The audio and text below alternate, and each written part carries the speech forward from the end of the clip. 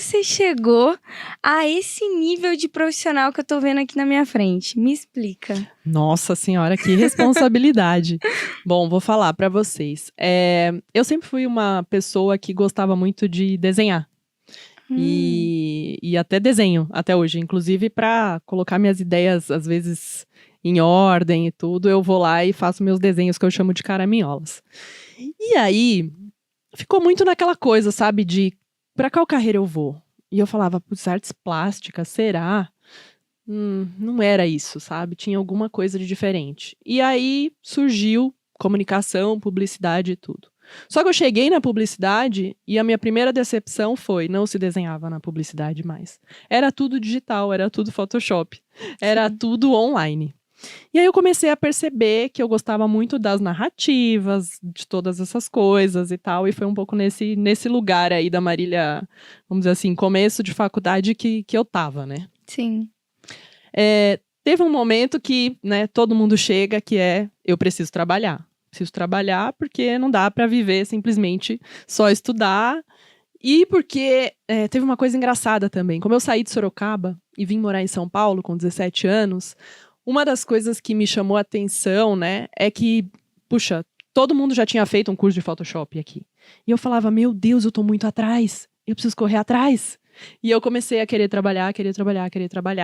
E aí eu fui trabalhar num site. Que, assim, na época, ninguém trabalhava em site. É tipo falar que trabalha com inteligência artificial hoje. Você conhece 2 pessoas, 3 pessoas hoje que estão trabalhando efetivamente nesse negócio. Próximas, né? Sim. E aí eu fui trabalhar nesse site, mas era na área de call center. Caraca! E o primeiro feedback que eu tive nesse lugar foi de que eu era muito transparente. Que eu falava muito a verdade para as pessoas. E isso acho que já diz um pouco de como que eu encarava o dia a dia, os negócios e tudo. Sim. Mas foi no call center que eu comecei minha carreira. Que você começou, que legal. E eu acho bem engraçada essa parte do ser muito verdadeira, que me lembra meu primeiro emprego. Eu também era muito assim, o meu chefe sentou comigo e falou assim, ó, vamos lá, vamos dar uma conversada? Então, você tá sendo muito transparente com os clientes. Acho que não precisa de tudo isso, né? E como que era essa rotina pra você, né? Pô, saiu do interior, vim pra São Paulo, as pessoas, você sentindo que, nossa, estão avançadas, estão na sua frente, né? O que foi um fator determinante pra você olhar e falar assim, eu tenho que seguir nos estudos, o que eu vou estudar a partir de agora? Como que você conseguiu decidir esses pontos, né? Olha, na verdade, assim, meu grande sonho era entrar numa agência. Porque você entra em publicidade, você quer ir pra uma agência de propaganda. Sim. E aí eu falava, não, eu preciso entrar numa agência. E nessa época, tinham poucos profissionais de marketing digital. Já existia, né, alguma coisa de internet. Como eu tinha vindo do site, eu fui parar numa empresa, a convite de um grande amigo meu hoje, que é o Flávio Horta. E ele falou, olha, como você já trabalhou em site, você está na frente de quase todos os candidatos. Porque todo mundo aqui não sabe o que é internet. Nossa. E eu falei, caramba. Tá, mas o que eu vou fazer? Ele falou, no caminho eu te explico. Basicamente foi isso. Fui ser estagiária numa empresa que tinha 3, 4 pessoas representantes aqui em São Paulo. O resto era no Rio de Janeiro, data center no Rio de Janeiro, tudo. Eu não sabia o que eu ia fazer. Cara, sabe o que eu fazia? Eu fazia envio e mensuração de campanhas de e-mail marketing. Parece super óbvio hoje, né? Nossa. A gente lidava com as maiores bases de companhias aéreas que você possa imaginar.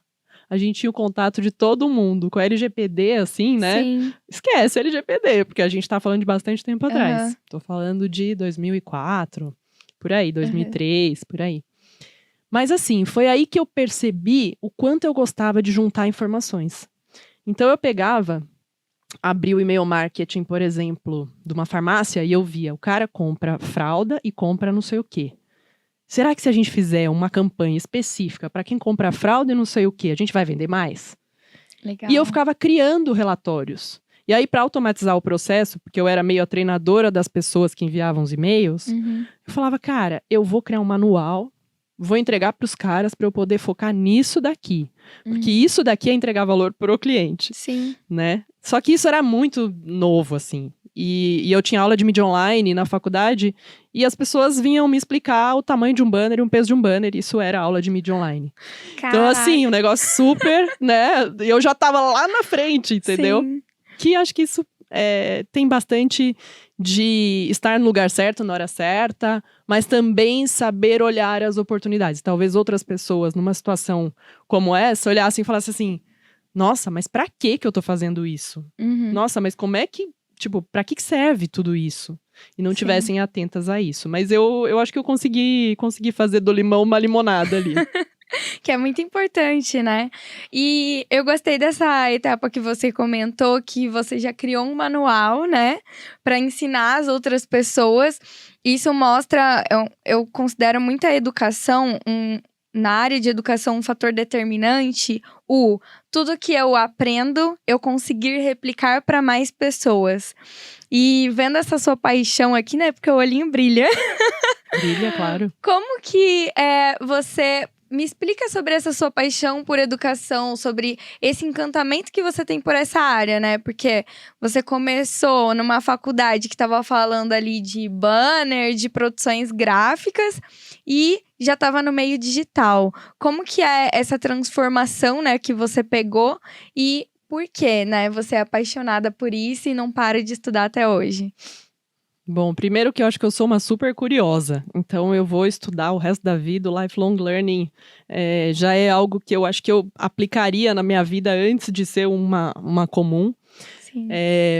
Eu acho que uma das coisas que mais me fizeram perceber isso foi sair de uma cidade não tão pequena hoje, mas na época talvez um pouco mais pequena, com a cabeça das pessoas um pouco mais provinciana, Sim. e vir para São Paulo. Isso mexeu muito comigo, porque eu pude conhecer novas pessoas. E os professores são pessoas que te abrem muitas referências novas na vida, né? Sim. Eu acho que o papel da educação superior é um pouco esse, assim, te tirar daquele local de referência onde você tem o seu pai, a sua família, sei lá, as pessoas que estão ao redor da sua família ou da sua cidade, do seu bairro, e você conhecer outras realidades. Isso para mim foi um choque gigantesco e onde eu falei, caramba, é daqui pro mundo. Foi mais ou menos isso que eu me lembro bem que eu pensei isso.